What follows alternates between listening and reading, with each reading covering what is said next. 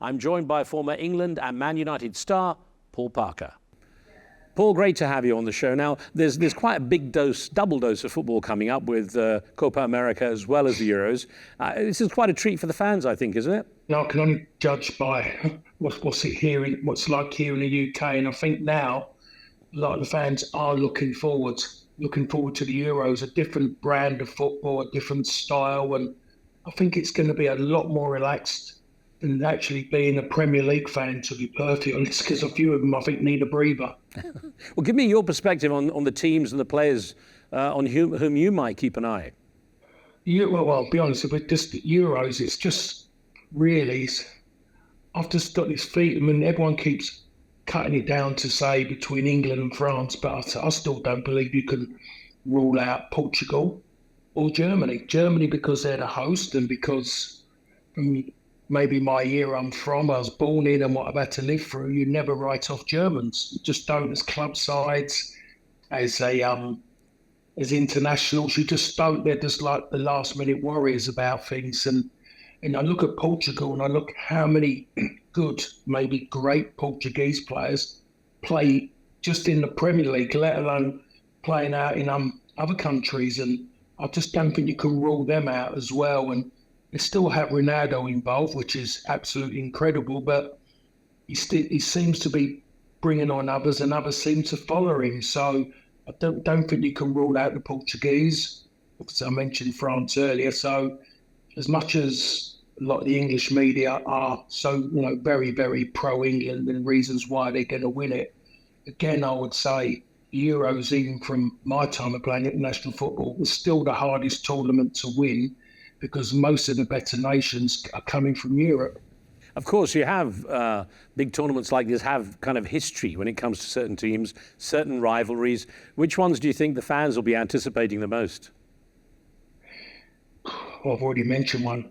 Germany. Germany's the one that I think that game creates such a, you can talk about at the moment with Germany not being that strong, but if those two played each other, it is still the big game here when England played Germany. Yeah. France, because how close they are and because of the quality that they've got as well as individuals, does raise something. Well, what about the fact that you've got Scotland and England both in this tournament?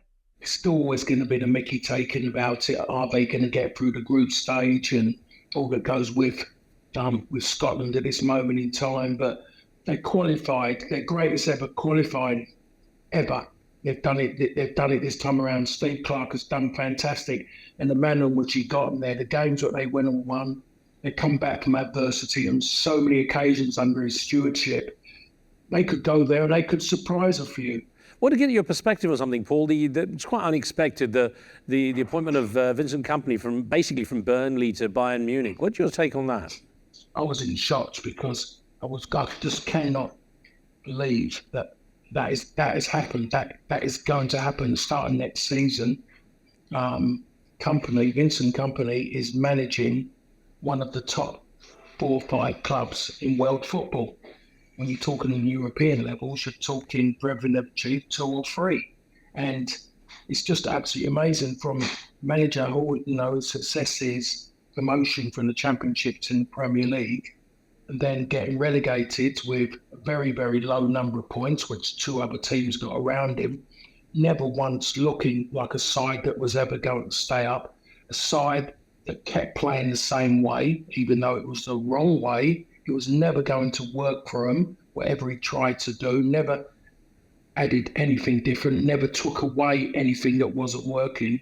And now he's going to go on and manage Bayern Munich, who finished, I think, 17 points behind Bayer Leverkusen, nowhere near winning it, lost a lot of games for them during the season. It's absolutely incredible, and it just tells you how much football has really changed nowadays. If you'd gone 10 years, that was never going to happen. So everyone be watching that more so now, that German league, just to see how Vincent Kompany actually, does in that league. Well, let me pivot back round to the Euros then, Paul, and ask, if you had to pick for the final who might end up there, what would you say? England should at least make the semi-finals. always. It's all about who England draw. And the biggest issue, as it has been over years, is that if we draw a top side in the knockout stage, that's where generally the problems become with England, really. That has been a problem over a number of years. We don't seem to get the rub of the green with maybe the draw that suits. But then we have been to a final at home again, and we failed at home to Italy as well. So we have been in prime positions to go out and achieve something which we haven't achieved since '66. So it is all about this time around, and generally maybe if he does go with the young players who have been really the ones who have been headlining this season, I always still believe that is with the young players, if you're young generally, you don't show fear. Fear doesn't bother you, you don't see it. That's why, when you look at race car drivers, the best ones generally, the ones initially, the ones who are fearless are the young ones. They'll take the gamble. England haven't really gambled. Under Gareth's stewardship, he's been to a semi-final of the World Cup and he's been to a final of the Euros, and on both times he never made the cut. I'm just thinking as we kind of wrap this up, Paul, it's an interesting thought. Some people have put forward that the British Prime Minister Rishi Sunak picked July the 4th as the day for the UK elections because it might kind of springboard off the football feel-good moment, if you like. And I wonder what the atmosphere is like in Britain now in the lead up to the tournament and how people are regarding that. Having the election of July the 4th, I think has dampened it a bit, really. People are not enjoying the moment. People here are looking at that bit coming around, and it's all negativity towards that election, and I think it's got in the way of the football. So if it was that reason why he's called it, and he's using that reason to add something, then he's gone reverse. Then he's put into reverse gear because it hasn't made that way. It hasn't lifted anybody off of anything at this moment in time. Maybe as well, if we got a little bit of regular sunshine here in this country, rather than going between dull and then rain, and that might start lifting people more than an election coming on July the 4th. Paul, thank you very much for your perspective. We'll keep an eye out for everything, of course. Great to have a chat. Thank you very much, Rhys.